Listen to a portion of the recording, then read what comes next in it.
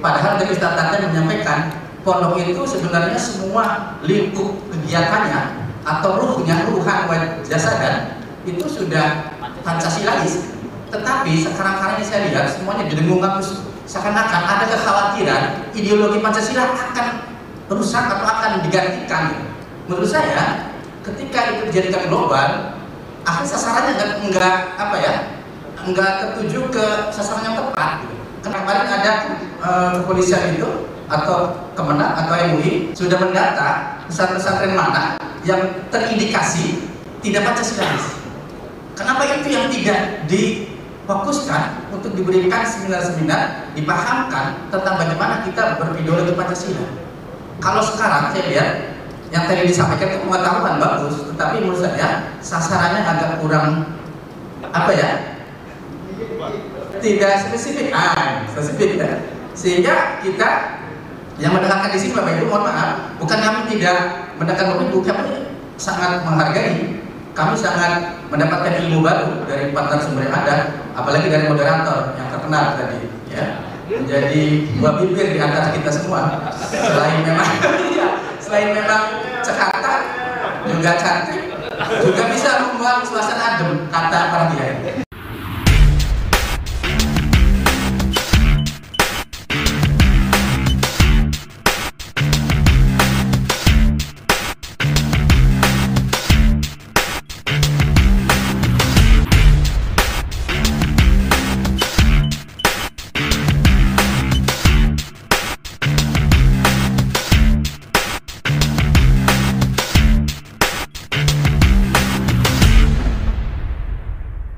Saya pikir sudah dijelaskan panjang lebar, tidak ada pertentangan antara agama dan negara, agama dan Pancasila. Saya satu saja, ini sekedar menambahkan saja, bahwa apapun yang kita lakukan itu adalah kita punya referensi yang kuat, referensi secara historis dan referensi secara keagamaan. Dilakukan oleh siapa? Rasulullah Muhammad Sallallahu Alaihi Wasallam. Ada yang terlupakan, atau kita mungkin kurang peka, atau kita mungkin sudah tahu tapi mungkin tidak menganggap penting, bahwa di tahun kedua Hijriah Rasulullah membuat perjanjian kesepakatan yang kita kenal dengan Piagam Madinah, konsep konstitusi Madinah, Mitsaqul Madinah. Itu adalah yang dibuat oleh Rasulullah dengan para kabilah, para suku yang ada di Yasrib, karena beliau datang di Madinah waktu itu belum semuanya Muslim. Kondisi hampir sama dengan Indonesia. Di situ ada kabilah-kabilah yang suka berperang. Di situ beragam agama, Yahudi dan Nasrani. Muncullah Rasulullah sebagai pemimpin. Rasulullah memiliki konsep bagaimana menyatukan, kemudian membuat perjanjian tertulis. Permasih dan sekalian, perjanjian tertulis Rasulullah ini adalah merupakan konsepsi masyarakat dan negara modern. Sebelum negara barat bicara tentang HAM, konsensus tentang hukum ya Bu ya, mungkin Bu lebih paham. Rasulullah sudah menerapkan. Dan itu sudah banyak yang menjadi doktor, profesor dan seterusnya mengkaji masalah Piagam Madinah ini. Jadi Rasulullah menyadari itu. 47 pasal, mungkin Bapak bisa baca, 23 pasal berbicara tentang hubungan interagama. Kalau kita sekarang kenal dengan ukhuwah Islamiyah, meskipun almarfurlah Haji Mujadi gak setuju, bukan ukhuwah Islamiyah, ukhuwah bainal muslimin kata beliau. Islam tuh gak ada pernah masalah, yang masalah itu bainal muslimin kata beliau. Jadi ukhuwah bainal muslimin kata beliau. Jadi Ansor dan Muhajirin, Rasulullah sudah paham ini potensi konflik ini, internal agama ini konvensi konflik, kalau nggak disatukan. Maka ketika orang Muhajirin datang ke Ansor, dipersaudarakan oleh Rasulullah. Betul, dipersaudarakan, akhirnya menyatu. Karakter berbeda, lingkungan sosial berbeda, menyatu menjadi satu persaudaraan. Bibit-bibit berkonflik itu ada. Ketika Rasulullah meninggal, itu saja sempat menjadi perselisihan. Siapa pengganti Rasulullah? Bukan sebagai Nabi, tapi sebagai Amirul Mukminin. Kan sempat konflik juga kan antara Muhajirin dan Ansor. Setelah itu kita juga melihat bagaimana Sayyidina Utsman, beliau wafat. Nah, dalam keadaan ini ada buku khusus, kita tahu konflik internal waktu itu. Sahabat Ali, siapa yang membunuh terbunuh kita sudah tahu. Rasulullah memahami kalau ini tidak disatukan dalam kerangka ukhuwah bainal muslim, ini bahaya. Nah inilah, nah ini seharusnya menjadi spirit kita. Tapi kalau sekarang sih udah nggak terlalu anu lah. Kalau zaman saya kecil dulu, antara kunut dengan tidak kunut ada masalah. Kelihatan 8 rakaat dengan 20 rakaat ada kelihatan. Kalau sekarang tidak ada masalah. Tidak ada perdebatan antara kunut dengan tidak, karena banyak yang nggak sholat subuh. Jadi apa namanya sudah ada masalah. Selama syahadatnya sama, ya sudah, itu saudara kita. Yang bersifat furu'iyah, apalagi ibnul furu', itu sudah nggak perlu dipermasalahkan lagi. Jadi itu yang apa namanya mungkin yang dipahami Rasulullah, itu yang menjadi mungkin spirit kita. Yang kedua adalah ukhuwah watoniyah. Ini yang mungkin bisa mendasari kita berbangsa. Agama boleh berbeda, tapi bukan berarti kita tidak boleh bekerja sama. Tidak bekerjasama dalam akidah lakum dinukum waliyatin, tapi konsep kerjasama dalam rangka kemasyarakatan kebangsaan. Hai orang Yahudi, hai orang Nasrani, kamu sama-sama orang Yasrib. Kalau kita diserang orang Mekah, maka kewajiban kita menjaga bersama-sama kota Madinah ini dari serangan mereka. Itu kan ukhuwah watoniyah. Jadi sebenarnya kerangka kita apa namanya bermasyarakat dan bernegara itu sudah ada contoh, dicontohkan oleh Rasulullah Muhammad SAW setidaknya melalui Piagam Madinah. For Pancasila bukan hanya mungkin sebagai kajian, seminar dan diskusi, tapi yang paling penting implementasi Pancasila dalam konteks sosial masyarakat politik ini seperti apa. Itu masalahnya.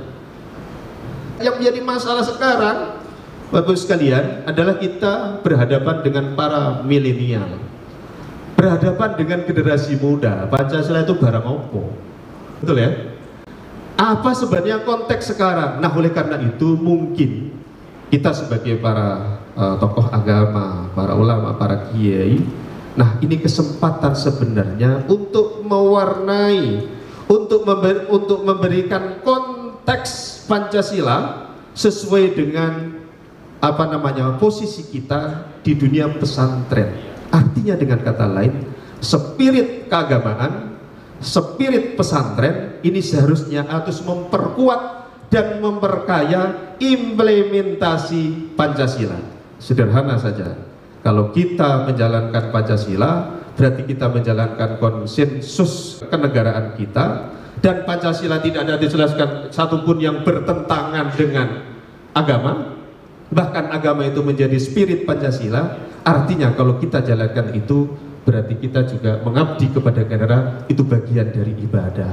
Demikian kira Mbak Moderator, saya hanya apa namanya overview singkat saja. Terakhir nih, Pancasila bukanlah agama, tidak bertentangan dengan agama, dan tidak digunakan untuk menggantikan kedudukan agama.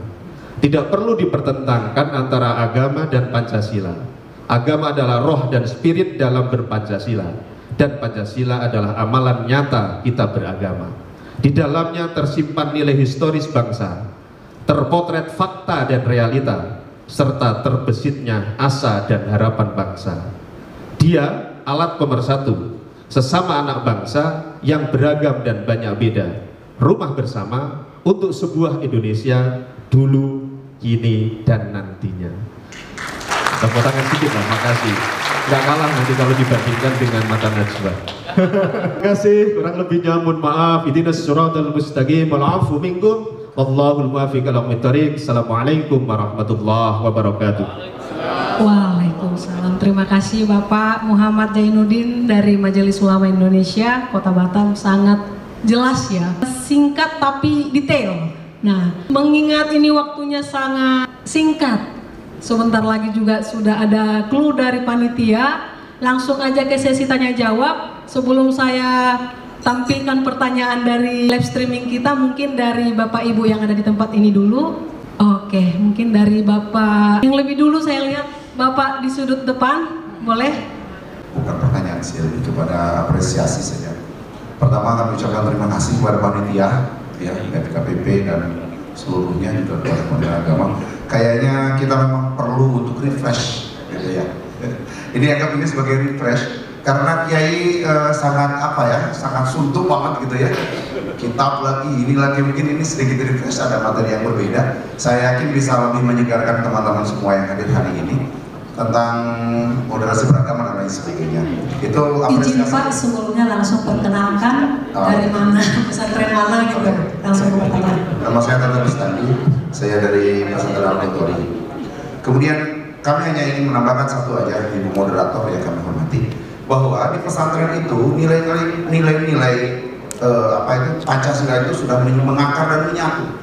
Bahkan di pondok kami, misalnya Al-Tori yang kami ambil dari Gontor langsung, bahwa salah satu dari dari misi Gontor itu adalah mewujudkan warga negara yang berkepribadian Indonesia yang beriman dan bertakwa kepada Allah Subhanahu wa taala. Jelas di situ. Jadi mewujudkan warga negara yang berkepribadian Indonesia, berkepribadian Indonesia. Ini diciptakan tahun 1926 sebelum Indonesia merdeka. Ya. Jadi memang betul sudah menyatu. Sebelum Indonesia merdeka sudah menyatu. Jadi ini yang perlu diinginkan, sehingga perlu rasanya refresh seperti ini. Ini segera usulan saja, Bu Moderator. Saya tidak bertanya karena semuanya sudah jelas ya. Justru yang lebih harus kita perhatikan adalah anak-anak yang milenial ini, yang sama sekali buta. Dan itu adalah tugas yang paling besar untuk kita fahamkan mereka. Sebab mereka sudah dibawa ke arah-arah yang subhanallah di luar apa yang kita pahami. Itu saja, terima kasih. Assalamualaikum warahmatullahi wabarakatuh. Pertanyaannya satu aja dari yang terakhir yang menarik. Kalau bisa dibagi, jangan disimpan sendiri kali. Assalamualaikum warahmatullahi wabarakatuh. Tadi ada sedikit menyinggung dari Bapak Kementerian Agama dan Pak Dr. Zainuddin.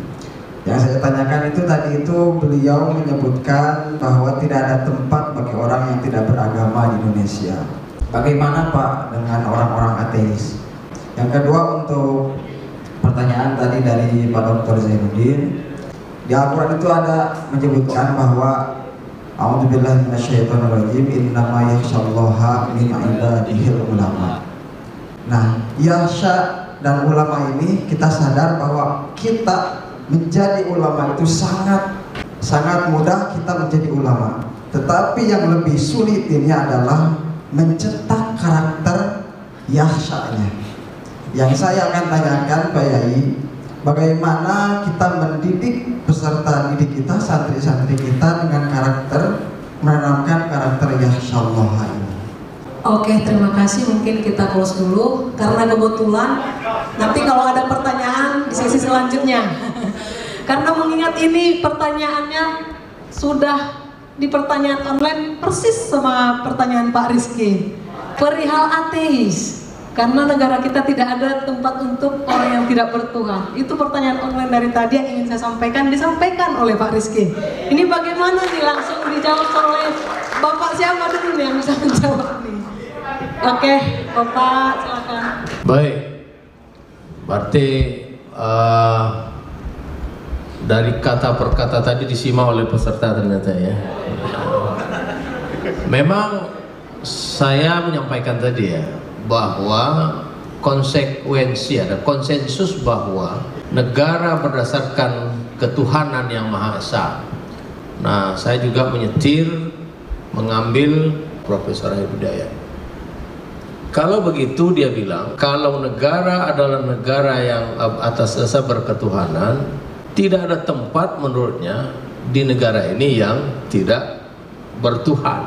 Kan begitu. Kalau Indonesia negara berketuhanan, mafhum mukhalafahnya, paham di balik itu artinya tidak mengakomodir kalau orang tidak bertuhan. Lantas bagaimana dalam prakteknya?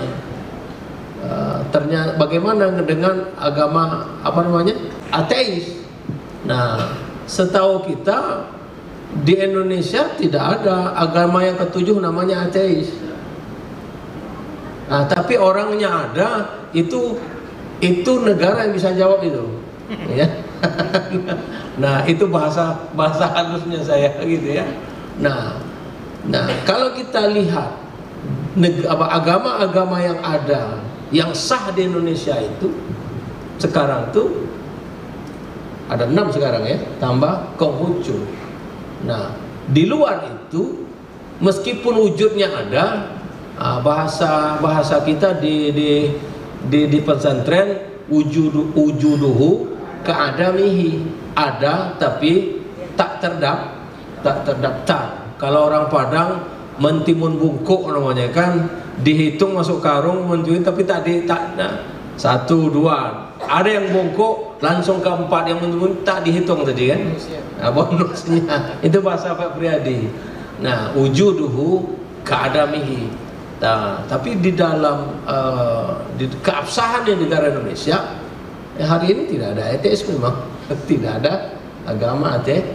Nah, persoalan bukan persoalan adanya itu ya. Nah, maka oleh sebab itu benar menurut saya apa yang diungkapkan oleh Prof. Arif Hidayat itu ya.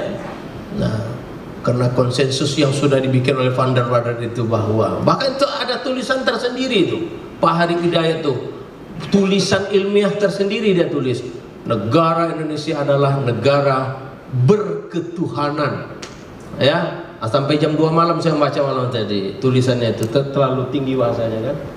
Nah itu untuk bisa saya jawab untuk sementara Pak Ustadz ya. Terkait ateis ya Pak Ustadz, jadi dalam negara kita yang hanya diakui 6 agama ini, memang problematik adalah banyak juga keyakinan dan keagama lain di negara kita. Itu nggak bisa dipungkiri. Ada seorang advokat terkenal di sebuah daerah itu beragama Yahudi, dan banyak juga yang ateis. Mohon maaf, masyarakat kita di pulau terluar, masyarakat suku laut itu ateis kebanyakan. Kemudian tergantung 2 keyakinan besar ini, ada yang masukkan di agama tertentu, ada yang, tapi mereka memilih kembali lagi ke laut dengan kondisi ateis atau tidak beragama. Maka bagaimana konstruksi negara kita? Kalau negaranya memaksakan, malah justru salah. Karena negara tidak boleh memaksakan sebuah kehendak agama ataupun keyakinan. Maka yang terjadi, yang ateis tetaplah ateis, tergantung bagaimana agama itu merangkulnya, agama-agama itu merangkulnya. Yang Yahudi pun atau agama lain, keyakinan lain pun tetap dengan keyakinan dan agamanya. Tetapi karena tadi yang saya paparkan, hukum kita salah satunya hukum tertulis, maka di KTP dia ditulis dan dipilih agama apa dia. Oh, agama Kristen, oh agama Islam di dalam KTP dan seluruh administrasi bernegara. Sama juga dengan kita-kita yang KTP Islam KTP ya, kurang lebih begitu. Hanya berbedanya dia betul-betul Islam atau tidak betul-betul Islam, ateis. Itu mungkin itu dari saya. Terima kasih. Terima kasih Ibu. Terima kasih Ibu Moderator. Mungkin sedikit yang disampaikan oleh Pak Teten tadi dari Bitren mengenai fenomena Pak. Nah, ini memang menjadi tanggung jawab kita bersama. Artinya begini, kita secara generasi itu kan ada generasi baby boom, X, Y, milenial dan Z. Generasi milenial dan Z inilah yang perlu menjadi perhatian kita. Karena beliau itu lahir di era informasi teknologi yang begitu cepatnya terjadi perubahan, mudah dipengaruhi pola pikir, diinfiltrasi di paradigma pola pikir yang kurang pas dengan karakteristik bangsa kita.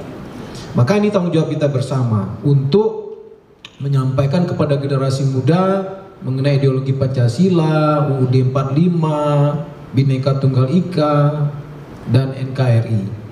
Jadi artinya begini Pak, kami dari Badan Kesbangpol Kota Batam, khususnya bidang saya sering turun ke sekolah-sekolah Pak, khususnya yang tingkat SMA. Nah, karena tingkat SMA itu kan yang mulai terbentuk remaja, kalau ibaratnya musim itu musim pancaroba, nah, itu yang sangat kritis Pak. Nah, jadi ya harapannya kita kalau memang Pak Kiai, Pak pimpinan pondok pesantren, Pak Ustadz itu ingin mengundang kita dari Badan Kesbangpol untuk memberikan sosialisasi dan internalisasi mengenai Pancasila, kami siap untuk hadir. Nah, yang penting nanti dibuat suratnya, ditujukan Kepala Badan Kesbangpol Kota Batam, dan insya Allah kita akan turun. Terima kasih. Assalamualaikum warahmatullahi wabarakatuh. Waalaikumsalam. Terima kasih Pak Priyadi. Mengingat udah waktunya zuhur, kami kasih waktu 1 pertanyaan saja. 1 ya. Oke, kami persilakan Bapak yang pertama tadi di belakang, maaf. Langsung ke pertanyaan Pak. Langsung. Ada 3 hal yang saya sampaikan. 1 saja. 1 saja. Dulu pertama, ini agak sensitif, tapi yang sensitif pertama, mohon maaf tadi di grup agak ramai juga. Dia puasa. Dan saya pikir yang narasumber yang di sini saya simpulkan semuanya ada 4 golongan ya. Yang pertama, ibu tadi memang membahas tentang Pancasila ya, tentang hukum. Yang kedua, Pak Kesbangpol secara seorang birokrat membahas birokrasinya. Terus Pak Syukri karena orang Kemenak menggabungkan antara 2 itu, antara Pancasila dan kepondokan. Ustaz Zainuddin selaku kiai ulama, beliau membahas detail tentang pondok itu sendiri. Saya pikir 4-4-nya sudah memenuhi semua. Nah, tapi satu hal pertanyaan saya, kita ini sering didengungkan tentang moderasi beragama, tentang Pancasila, seakan-akan ada kekhawatiran. Padahal dari Ustaz Taten menyampaikan pondok itu sebenarnya semua lingkup kegiatannya atau ruhan jasadan itu sudah Pancasilais. Tetapi sekarang ini saya lihat semuanya didengungkan, seakan-akan ada kekhawatiran ideologi Pancasila akan rusak atau akan digantikan. Menurut saya, ketika itu dijadikan global, akhir sasarannya enggak tertuju ke sasaran yang tepat. Kenapa tidak kemarin ada kepolisian itu atau Kemenak atau MUI sudah mendata pesantren mana yang terindikasi tidak Pancasilais? Kenapa itu yang tidak difokuskan untuk diberikan seminar-seminar, dipahamkan tentang bagaimana kita berideologi Pancasila? Kalau sekarang saya lihat yang tadi disampaikan itu pengetahuan bagus, tetapi menurut saya sasarannya agak kurang tidak spesifik, spesifik ya. Sehingga kita yang mendengarkan di sini Bapak Ibu, mohon maaf, bukan kami tidak mendengarkan Bapak Ibu, kami sangat menghargai, kami sangat mendapatkan ilmu baru dari 4 narasumber yang ada, apalagi dari moderator yang terkenal tadi, ya, menjadi buah bibir di antara kita semua. Selain memang cekatan, juga cantik, juga bisa membuat suasana adem, kata para kiai. Tapi menurut saya gimana seandainya tas apapun itu, apakah MUI, apakah Kemenak, apakah Kesbangpol atau akademisi, bagaimana menurut saya lebih spesifik lagi menyasar tanda petik pesantren yang dianggap tidak atau akan melenceng dari ideologi Pancasila. Mohon maaf, karena ada beberapa pesantren yang mungkin kesana arahnya. Tapi kalau hanya sekedar seperti yang kita lakukan sekarang, saya pikir tidak menyasar ke sana. Mungkin bisa saja. Bahkan teman saya ada ngomong, ini acara apa ini? Untuk apa acaranya? Untuk menangkal orang-orang berjenggot. Saya menangkal. Itu maksud saya, jadi itu kan apa ya? Jenggot nih Pak, jadi tersinggung Pak. Maksud saya, kenapa sih tidak kita ini? Kenapa sih malu-malu orang Jawa kayak Pak Ibu? Kenapa kita nggak harus tegas aja sih? Mana kira-kira lembaga yang dianggap tidak ideologinya melenceng Pancasila, mana sudah Pancasila, mana setengah, tinggal itu yang perlu di presentasinya, seminarnya yang perlu digalakkan. Itu saja Bapak Ibu. Oke, pertanyaannya sudah sampai. Terima kasih Bapak. Ini luar biasa pertanyaannya. Mungkin pertanyaannya langsung dijawab oleh Bapak Syukri. Kali ini jawaban closing terakhir karena kita waktu udah masuk. Yang di depan ini ada MUI. Yang hadir ini adalah pimpinan pondok. Jadi saya sudah wanti-wanti tadi masuk waktu closing. Nah, apa yang disampaikan oleh Akhina tadi, saudaraku tadi, barangkali itu sebagai masukan, ya, sebagai masukan.